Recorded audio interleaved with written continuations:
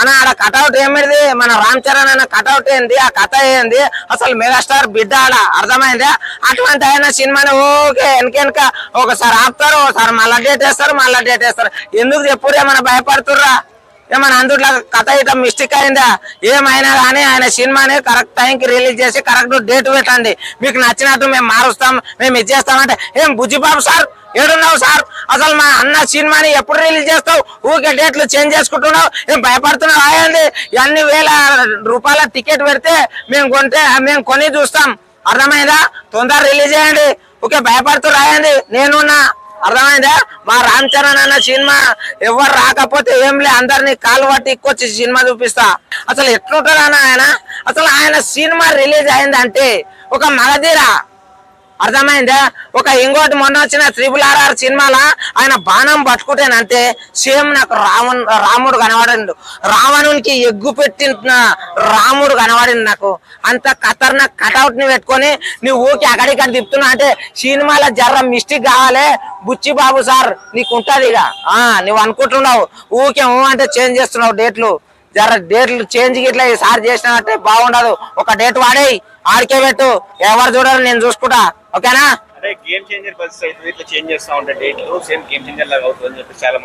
ఎవరు చెప్పింది ఎవరెవరు చెప్పింది పబ్లిక్ నేనే చెప్తున్నా పబ్లిక్ సినిమా మాత్రం కత్తి లేకుండా సినిమా రిలీజ్ కాంది ఆ కథ నేను చదివిన ఎంత సూపర్ ఉండదు అంటే ముక్కు పడక మన సై సినిమాలో విలన్ పెట్టుకుంటారు చూడు అట్లున్నది క్రికెట్ ఎట్లా ఆడుతున్నా ఒకటి గుర్తేనంటే ఏం లేపు ఊర్లో పోయి పడుతుంది అట్లుంటది క్రికెట్ ఇట్లా కొడతారు ఆయన ఏం ఇట్లా భూమికి గుద్ది ఇట్లా కొడతారు అవి ఊర్లలో పోయి కళ్ళంలలో పోయి పడతాయి అర్థమైందా ఫ్యాన్స్ కి ఒకటి చెప్తున్నా అందరు ఏం భయపడకూర్రి నువ్వు పోయేట్లాకుంటే పో గానీ ఇట్లా జస్ట్ కిడ్డింగ్ డైలాగులు మాకు చెప్పకు అర్థమైందా ఏం క్వశ్చన్స్ చేస్తావమ్మా ఏం ఛానల్ ఇది అన్ని ఆడియన్స్ కి ఇచ్చేది ఇదేనా నువ్వు